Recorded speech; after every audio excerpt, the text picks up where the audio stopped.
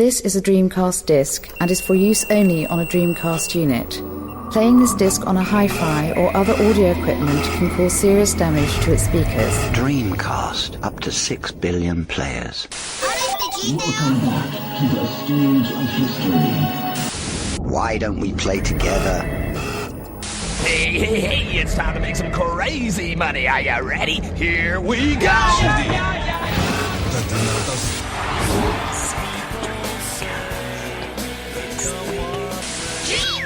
Please stop this disc now. Hello and welcome to episode 43 of the Dreamcast Junkyard DreamPod. My name is Tom and I'm joined from across the globe by Ross O'Reilly, our man in Japan. How's it going, Ross? Yeah, not too bad, thanks. Just Cool. a relaxing Sunday, really. Not done much today. No. Bit of cleaning and playing games, that's about it. We are recording this on the 27th of November 2016, and that means that this is the 18th birthday of the Dreamcast, which was released on the 27th of November 1998. Ross, can you confirm that there are in fact street parties going on across Japan as we record this? Oh yeah, let me just have a look out the window quickly. It was a bit crazy earlier. So. Yeah, still going on. Yeah, Lots yeah. of people out in the streets. Yeah, Cool. yeah. I saw some reports on CNN. That's all. I just wanted to confirm that they are in fact going on as we record this podcast. Yeah, it's a national holiday, yeah. It's a shame it's a Sunday, because I would have got the day off work if it was a different day of the week. But... oh well, next year. Next year. Cool. Right, let's begin as we always do. Let's talk about what we've been playing, what we've picked up, if anything. I'm going to let you go first, Ross. Have you been playing anything? Current gen, retro, or picked anything up? Well, recently I actually sold my PSVR last week, and with the money from that, and I also sold the TV I had at the time. So I sold my TV, the PSVR, and with that I bought a 4K TV. So I've been trying out a lot of games in 4K. One of which is Shadow of Mordor. Oh, so have you got PS4 Pro then? No, my PS4 stopped working about a year ago, and I pre-ordered the PSVR. I was going to get another PS4, and then I borrowed my friend's PS4. I played PSVR for about a week, and I wasn't impressed at all, because I've already got the Vive, and it was all right, but just nowhere near as good as the Vive. So I just decided I can't be bothered with consoles anymore. I'm selling this and just going all in on PC. How are you playing? Oh, so you're playing PC games? PC on the 4K TV, right? I see, got you. Yeah. And Shadow of Mordor looks absolutely beautiful. Like, especially like the blood and stuff in 4K. Like, just looks amazing. All these little globules of blood, you can see them all individually. Yeah. And have you played the game? I've not played Shadow of Mordor. No. No. It's the game itself. It's really good. It's an open world game. I don't usually like open world games, but this one's quite a small open world, so it's quite focused, which I like. But the main thing, the thing that like makes it stand out from other games, is definitely the enemy orcs. Like, they've got loads of character, and they say loads of funny stuff that I don't. You got to just look up YouTube at some of the stuff they say. It's hilarious, and every single character. Although I'm sure there's some like procedural generation going on for these characters, but even so, like, any one of these individual orcs could be like the main bad guy in another game, starring the main bad guy in another game. Like, they're just so well made, and everything they say and how they move is really cool. Just really makes the game, that alone. I have looked into the game quite a lot because I keep meaning to buy it and play it, and I've heard a lot of talk about the game on other podcasts. So I know quite a lot about the game, just haven't played it myself yet, but I will do, because it's only like £10 now on PS4, so I'm pretty sure I'll get it in the near future. I picked up for £3.50 on G2A.com, this site that sells codes, like Steam codes or whatever, so I only paid £3.50 for it. I wouldn't have paid 40 quid for it.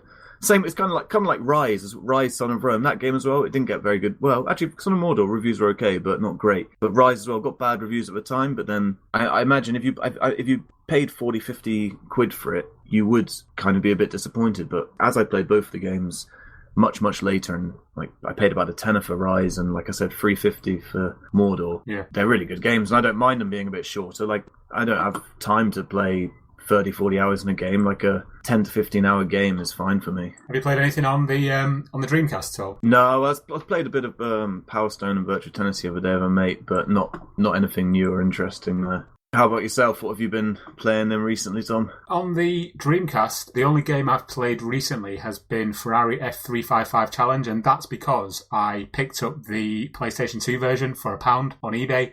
And really, it was more out of curiosity because I'd heard that it was a really good conversion and it had a few extra gameplay modes and things like that. And so I played it on the PS2. And yeah, it's practically the same game, but there are a couple of little things that are different. Like, for example, all the tracks are available from the beginning, so you don't have to unlock them all. And there's also an external view, which obviously was missing from the Dreamcast version because it was basically a direct port from the arcade. It's widescreen as well, isn't it? I believe so, yeah. I've not really delved into it too much, but I will do over the next coming week. One thing that I did notice is that the colour palettes are slightly different. So the PS2 version looks really kind of bright and like, you've got the TV colour turned up too high, whereas the Dreamcast version looks kind of really subdued and more realistic. And I don't know why that is, but I'll probably do a video on the two versions in the coming week or so and just compare them. Yeah, that sounds really that sounds strange to me. But you're playing with what, RGB composite or composite on the same TV. It's Sony TV as well, so it's got a really good, nice CRT screen. I wonder if you use do you have component cables for the PS2? I do, yeah. So I wonder if it supports. Well, it will support them, but I wonder what resolution 355 will output at if you use component cables. So whether it's supported by 480p or whatever, or do they even go up to 720 on PS2? Mate, you are literally talking to the wrong person when it comes to like resolutions and stuff. I honestly don't know. Well, I'd say do that. It's not something I'm interested in. Try that. Use VGA for the Dreamcast, and then try using a component for the PS2. And see if that gives a better result. Because the device I've got, the recording device I've got, is it's an Elgato HD. It has inputs for composite, but it doesn't have component. No, it has. It doesn't have VGA or something. Anyway, the only way I can get a comparable image from each system is through component. No, composite. God, I'm getting confused now. Anyway, that'd be an interesting series, I think. Like for the page, some like comparisons of the differences between the Dreamcast and other versions of Dreamcast games or whatever. Yeah, that's something I might look into in the near future. Yeah. Other than that, for the Dreamcast, I picked up another Maraca for my Samba de Amigo set because the one that I had, the set that came with the actual game, one of them was a bit temperamental, and I was looking on eBay for a couple of weeks, just like looking for a Maraca, and lo and behold, one came up. And the seller was actually located in France, but the Maraca was located in Japan. So it came from Japan, but he was in France, so I don't know how that worked, but it came quite quick. I know what's gone on there. It's a guy, I've had similar situation myself. It's a guy who probably created his account in France with his bank account linked up to PayPal in France and everything, and then at some point he moved to Japan. Right, got you. And it won't let you change your location to a different location that your bank account and everything's in, so I'd guess that's what's happened to him. Possibly, yeah. I don't want to send him an email saying, excuse me, why is... No, I'm not actually that bothered, but... speaking about the PS2, though, I did actually pick up a replacement PS2 because I saw one in a shop window a couple of weeks ago for £9. It's just a console on its own. There's no controllers or cables, but it's absolutely brand spanking new. It's like it's never been played. Even like when you open the little slot at the back, the hard drive, it's completely... There's no dust or anything. It's like it's never ever been played. So yeah, for £9, because the one I had was completely... The one I had was battered. It was full of scratches and marks all over it and bits falling off it. So I thought, that'd be a good replacement just for for the price of a couple of pints of beer or whatever. It's a good find.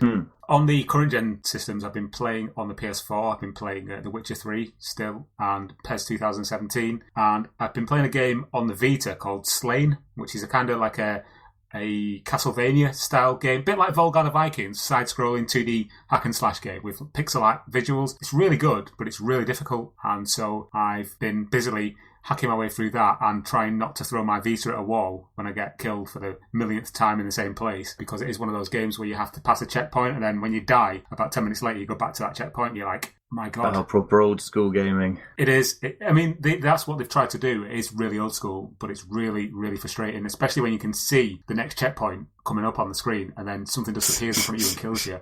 You're just like, what? How? Like...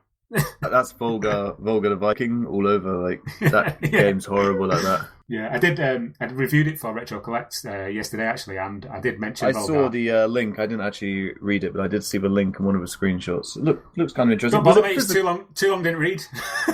I probably won't bother. But was it? To be perfectly honest, At least you're honest. my PS Vita's not been used in months now. Right. Yeah, the party's over with that for me.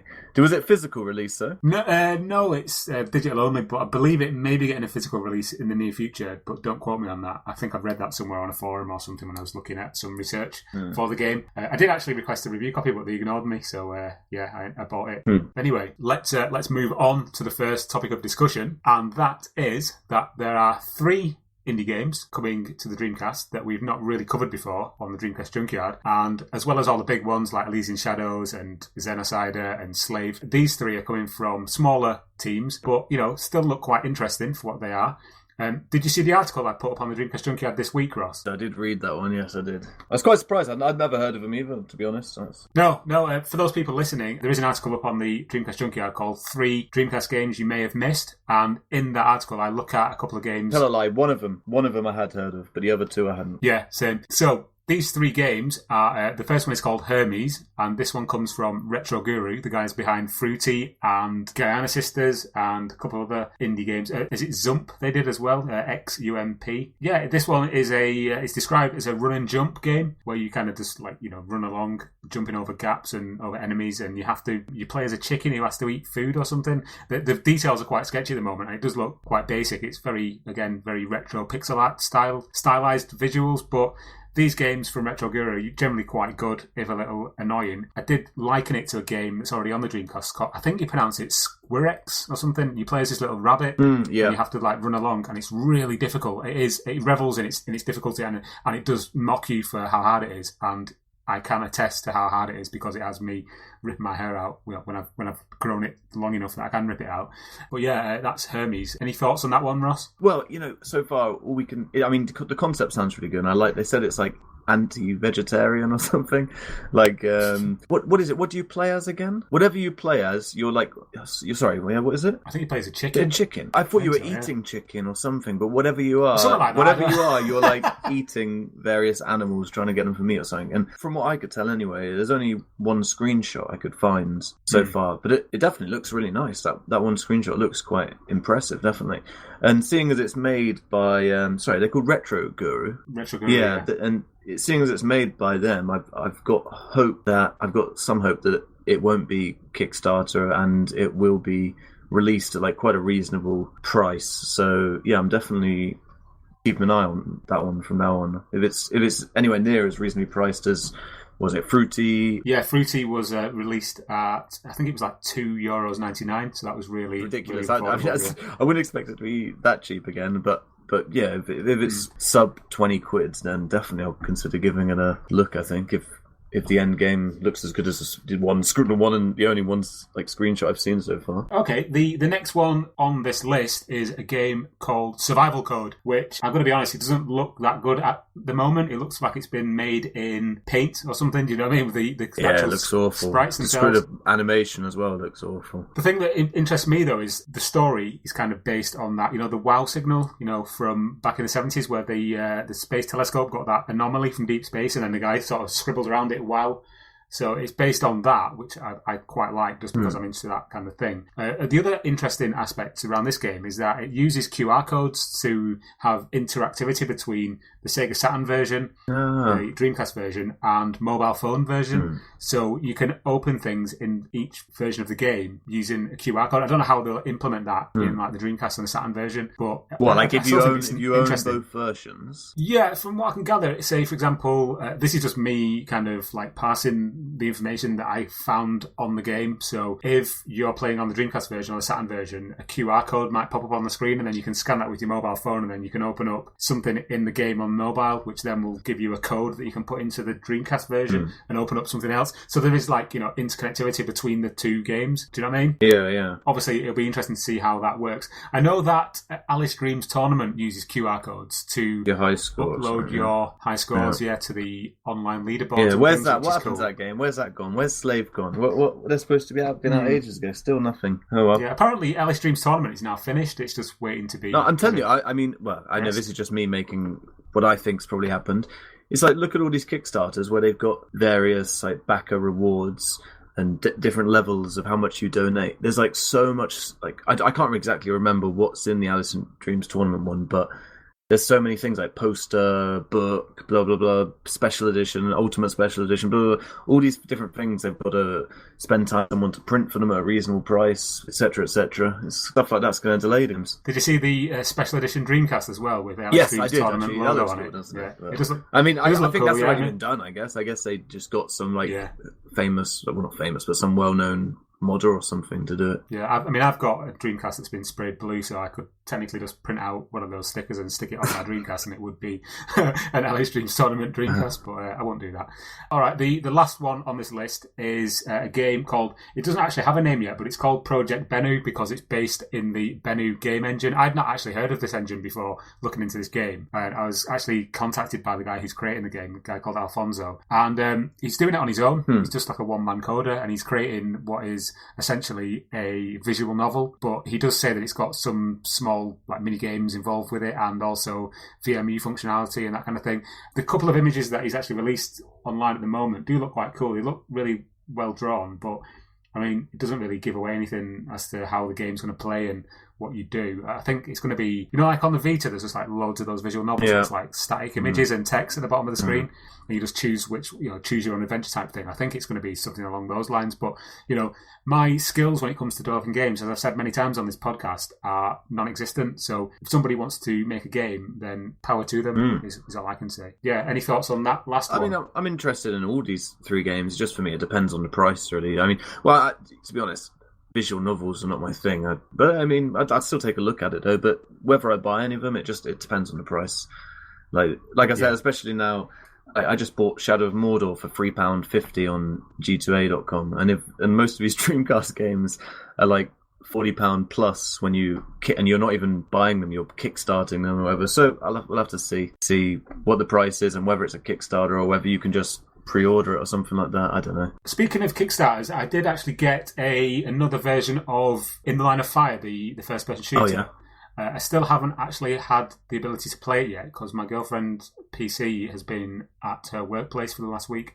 So I'm just waiting for her to bring that home so I can put it on the PC and play it on the emulator. Do you know what's been added? I don't, as of yet, no. But it is apparently some more up-to-date build, and we'll see in the next week or so when I can get my hands on an actual PC as opposed to the Apple Macs that infest my house. That one definitely excites me. Like, they're definitely doing something quite groundbreaking, at least in terms of the homebrew scene on DC. So yeah, I'm definitely looking forward to that one. It'll be interesting to see how that one turns out, definitely. Certainly the most visually impressive indie game we've seen so far on the Dreamcast. Okay, let's move on to the next topic. Sega have released a hardware calendar 2017. Mr. Ross O'Reilly, I believe you have one, or maybe more than one.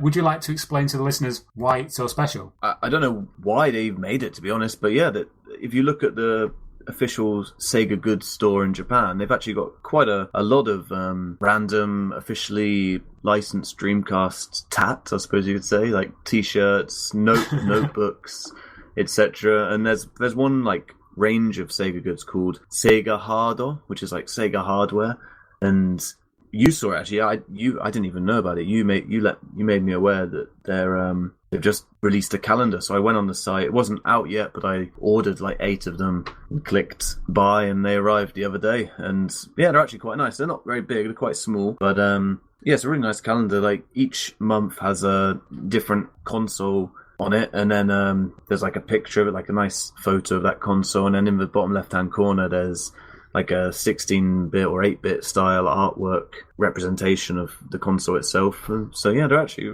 really quite nice. And our favourite console, the Dreamcast, features as December's chosen console, so that's cool. Yeah, I saw your little write-up on the calendar. A couple of questions. Yeah.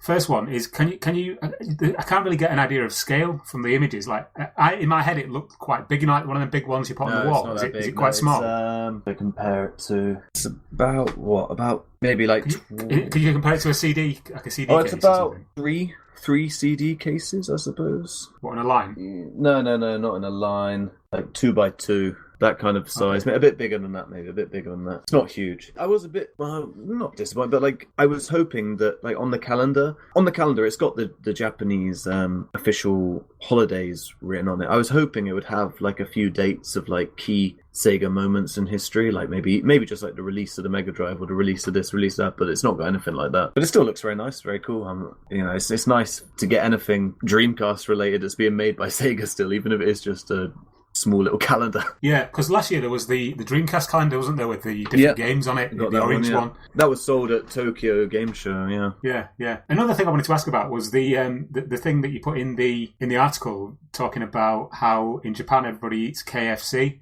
on Christmas Day. Now, I did actually confirm this with a friend of mine. His wife is Japanese, and I saw him and her yesterday, and I asked her about this, and she corroborated it.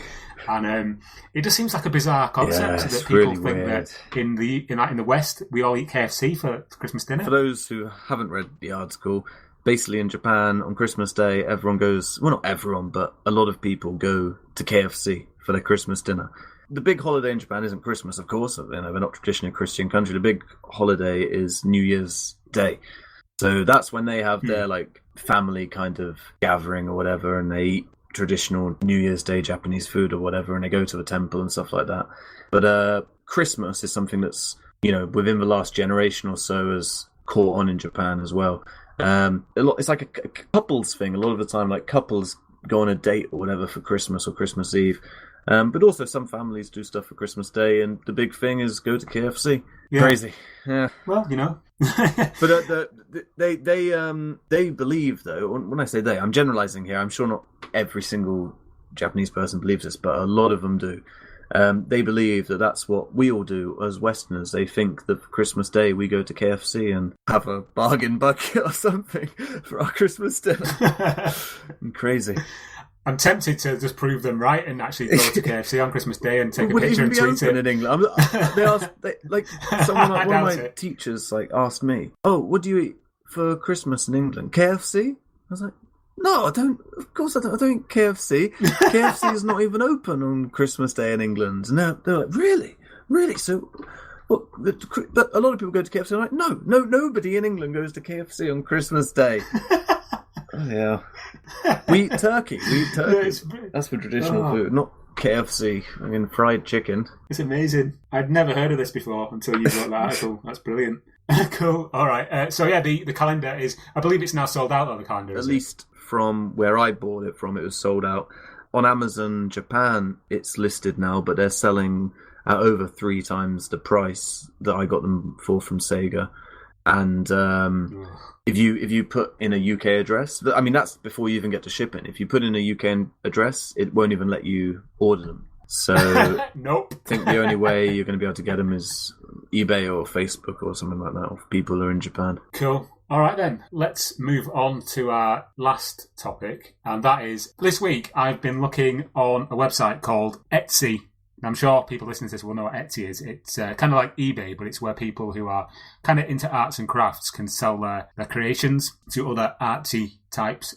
You generally get things like on there, like soft furnishings or art or, little sculptures and things that people have made. But if you type the word Dreamcast into the search box, a whole new wondrous world will open up in front of you. People selling all manner of bootleg things relating to the Dreamcast, things they've created, artwork, little models. It's absolutely brilliant. It's fascinating as well that this kind of all exists, kind of hidden in plain sight, because the first place that I would look for Dreamcast stuff is usually eBay or, to a lesser extent, sometimes Gumtree, but there's never really that much stuff on there. Now, what I thought we'd do for this last section of the podcast is myself and Ross are both going to have a look at Etsy and type the word Dreamcast in as our search term and see what weird and wonderful things we can find. You can actually play along at home if you like while you're listening to the podcast.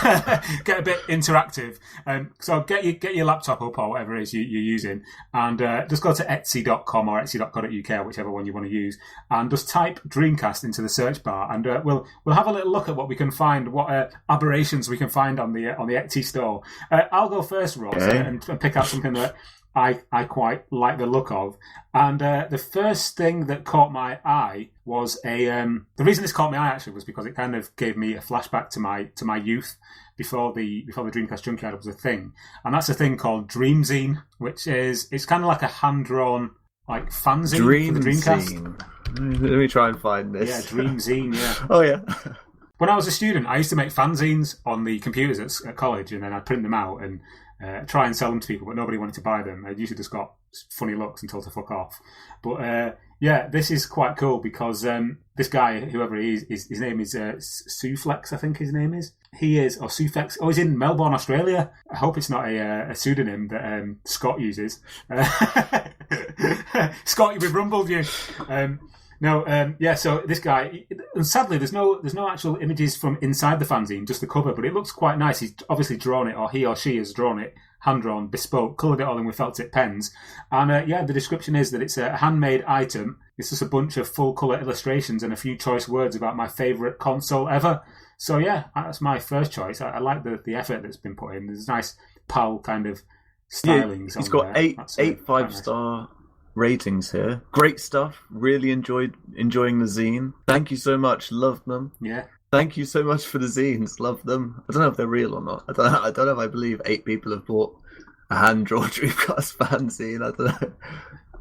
Oh, you never know. You never know. Right, Ross, have you... Well, yeah, that was reminiscent of your youth. This is slightly reminiscent of mine, perhaps. It's a Dreamcast controller herb grinder. Wood grinder, weed grinder, personalizable and customizable gift. Groomsmen gift. And it's... Wait, so what? So this is a grinder for weed, basically? I don't know what one would use it for, perhaps. Or your herb, you know, I'm trying to find it. Cooking, I guess. But yeah. Oh yeah, oregano, exactly. So it's an found oak, it. Yeah, got it. Oak and aluminium. The inside's made of aluminium and the outside's made of oak. The image on display here actually has a picture of an N64 controller for some reason, but I guess there's a few examples of other ones. So I guess that's just an example. Like you can have the Dreamcast logo on or whatever you want, or a Dreamcast controller on there if you want. Interesting, yeah. So if you like to partake in that kind of thing while you're playing on your favourite Dreamcast games, then get yourself a Dreamcast grinder. Or if you like cooking and you want to blend some oregano up, then get stuck into that as well. We're not condoning the use of drugs, by the way, people. So stay clean. Say no. Just say no. Yeah. Was it be cool, stay in school? Is that even related? I don't know. Right, I'm going to choose the next one. I have chosen, this is a piece of artwork. It's a Sega Dreamcast paddle monster. Monster's actually spelt wrong. It's spelt Mosner. Oh, yeah. And it's a guy who's obviously an artist. He's created quite a cool, bespoke piece of artwork where a Dreamcast controller has been transformed into some kind of undead nightmare, and it's got 4 eyes where the controller, so the button should be, a massive gnashing mouth where the VMU port should be, and then a VMU with an eye on it. It actually does. Yeah, it does. Quite cool, to be honest. I wouldn't want it on my wall, but it is a fantastic piece of artwork. I'll give him that. Very well drawn. Yeah, I'm just looking at his other bits of art. He's obviously a very talented artist. That's being sold by a guy called Tino Kopic. From Thailand.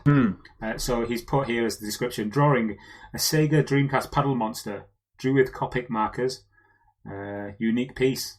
Yeah, so this is a piece of his own sketchbook, and the paper may have some smudges and splits. So yeah, it's a bespoke piece of art. That's quite cool. Yeah, that is nice. Very nice indeed. Okay, I got the next one. I have got, wait for it, custom escape keypad or keycap for Cherry MX Switch. I don't even know what a Cherry MX Switch is, but it is basically an escape key for a keyboard, and it's got the Dreamcast logo on top and says Sega, Dreamcast Sega on the front side of the key. So yeah, if you're just bored of pressing that ESC escape key, get yourself a custom-made Dreamcast escape key. Oh, yeah, I can see it, yeah.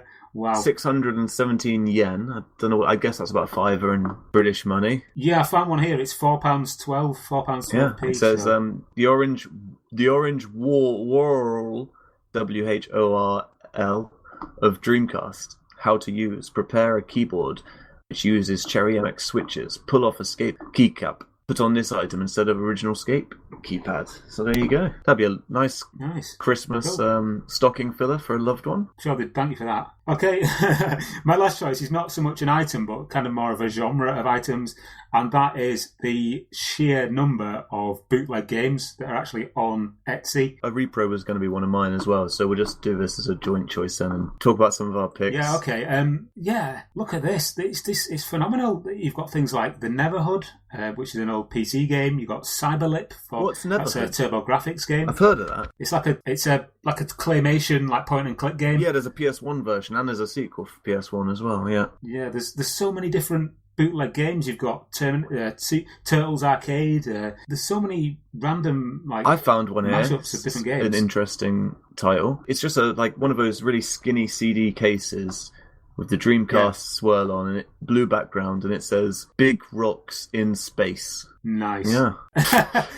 Beats of Rage Kingdom Hearts Edition. Windjammers for the Neo Geo. That's probably a Neo Geo for all conversion. Yeah, a lot of these, I guess, are just like ROMs running on the various emulators that work on Dreamcast, I think. Yeah. There's one here called Foosball 0.92, so don't know how cool that's going to be, but if you want to play foosball or table football, as it's more commonly known, on your Dreamcast. This one, DC Blap, the next dimension of Pong. What are these games? Skull Kings. They're all really kind of intriguing looking, but they're probably just a load of shit, most of them. There's also a worrying number of repros of actual games, like Shenmue 2 and Street Fighter 3 Third Strike.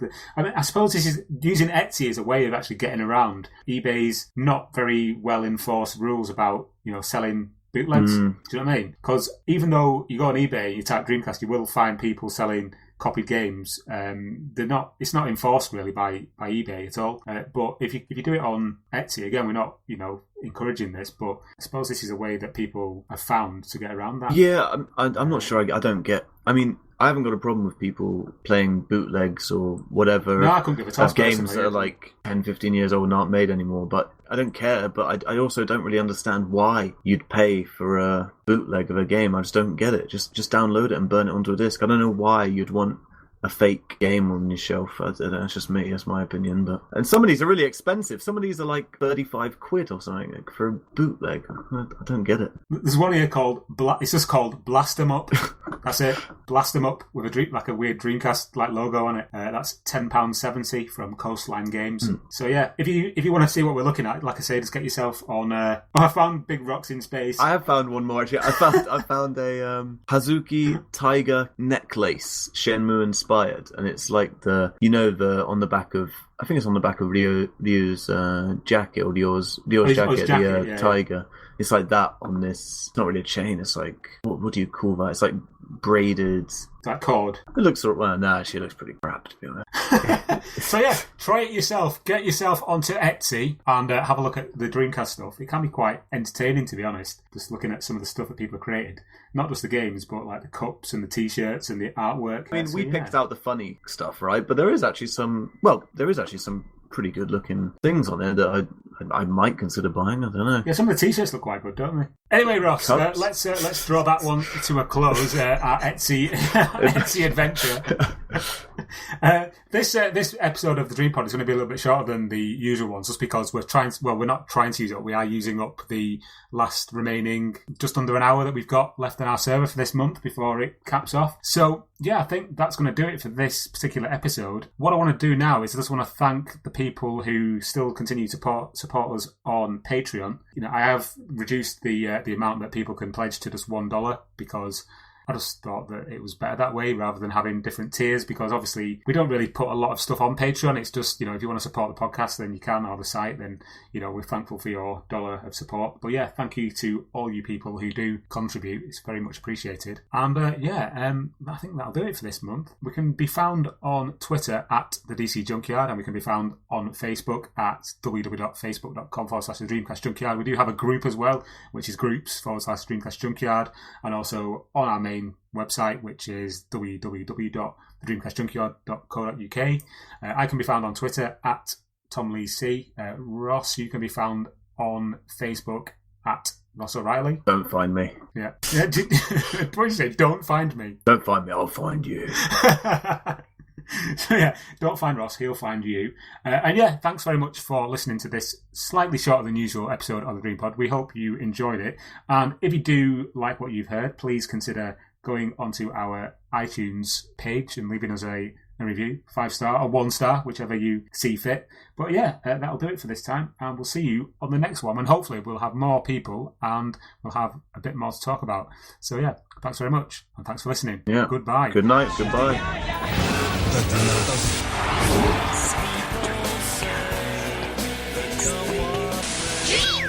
Please stop this disc now.